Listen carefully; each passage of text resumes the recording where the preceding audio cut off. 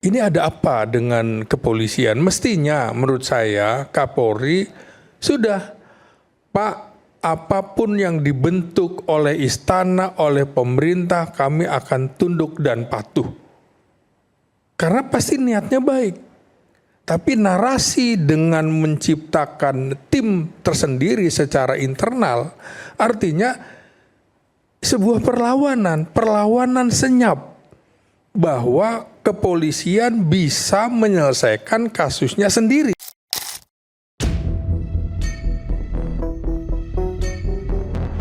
Polri bersiap melakukan perubahan besar atau reformasi dengan memperkuat akuntabilitas dan responsibilitas internal Kor Bayangkara melalui pembentukan tim transformasi reformasi Polri. Tak tanggung-tanggung, 52 perwira tinggi, pati, dan perwira menengah, pamen, dikerahkan untuk mereformasi Polri menuju era baru. Kapolri Jenderal Polistio Sigit Prabowo menjelaskan tim transformasi reformasi Polri bakal membantu dan bersinergi dengan Komite Reformasi Polri yang dibentuk Presiden Prabowo Subianto. Polri terus melakukan upaya reformasi terhadap hal-hal yang harus diperbaiki baik dari sisi operasional, instrumental, kemudian dari sisi pengawasan, serta sisi-sisi lain yang selalu menjadi perhatian publik. Pihaknya akan mengkaji segala masukan dan aspirasi rakyat. Publik juga menunggu pembentukan tim Komite Reformasi Polri. Komite ini mencuat setelah Presiden menerima sejumlah tokoh nasional yang tergabung dalam Gerakan Nurani Bangsa, GNB, di Istana Negara pada Kamis 11 September 2025. Rencananya, Komite Reformasi Polri dirilis paling lambat pertengahan Oktober 2025.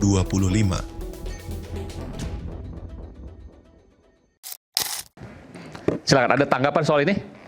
Oh ya, inilah sorotan publik soal kinerja dan integritas Polri. Itu kan artinya rakyat, publik cinta terhadap kepolisian.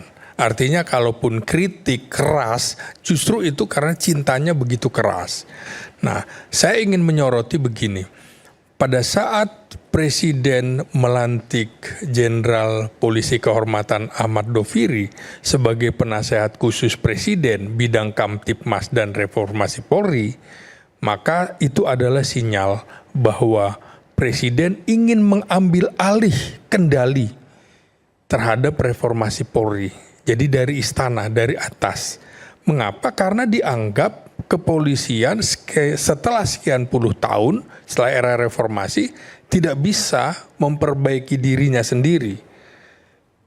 Ini ibarat ya, pada saat tiba-tiba Presiden ke luar negeri, lalu kemudian dari Mabes Polri membentuk tim, itu kan ibarat seperti seseorang datang ke dokter, belum ada diagnosis dokter, dia bilang saya sehat dokter.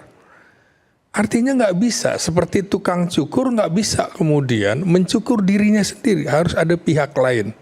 Oke, niat baik bagus, tapi di dalam politik itu adalah semacam sinyal perlawanan dari Mabes Polri terhadap istana. Jadi Anda menilai bahwa tim reformasi bentukan Kapolri itu bentuk perlawanan terhadap Presiden Prabowo? Dalam perspektif politik itu akan dibaca seperti itu. Politik adalah pertarungan.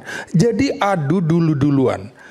Di dalam narasi politik itu siapa yang mendahului dianggap dia yang mengendalikan dan dianggap dia yang mendahului, artinya respon cepatnya dari situ. Oke, tapi saya harus fair juga. Kalau seperti itu Pak Prabowo nggak mengeluarkan apapun, nggak pernyataan apapun, menteri-menterinya juga tidak mengeluarkan pernyataan apapun, artinya jangan-jangan Pak Prabowo juga nyaman dengan tim reformasi bentukan Kapolri? Belum tentu, karena politik kan tidak selalu dikemukakan di depan, panggung depan, bisa juga di panggung belakang.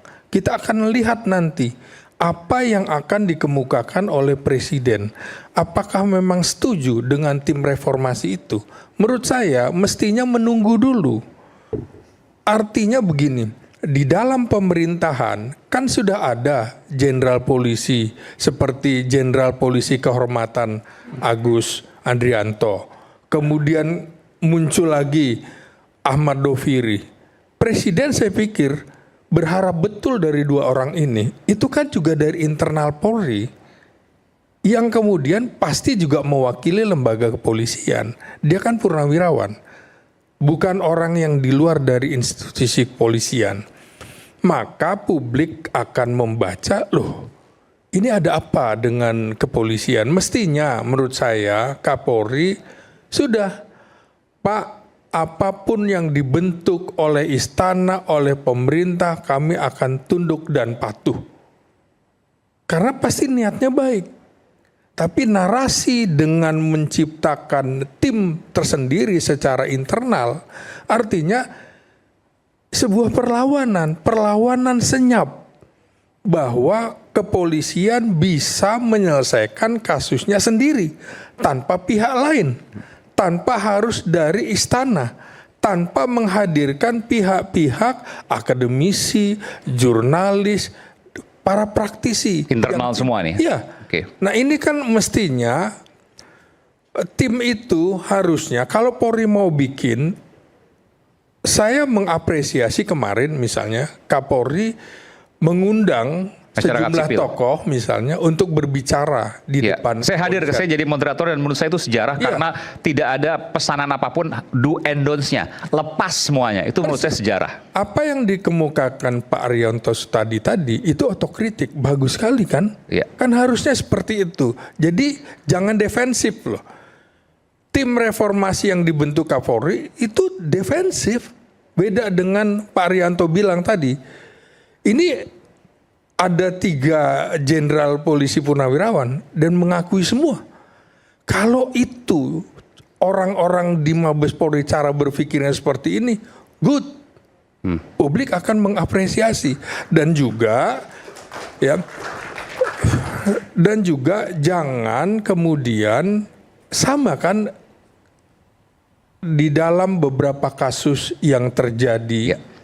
Misalnya tim reformasi yang dilakukan oleh istana. Misalnya, istana melakukan reformasi untuk wilayah mana? Ketika wilayahnya masuk di wilayah istana, orang juga akan bereaksi keras.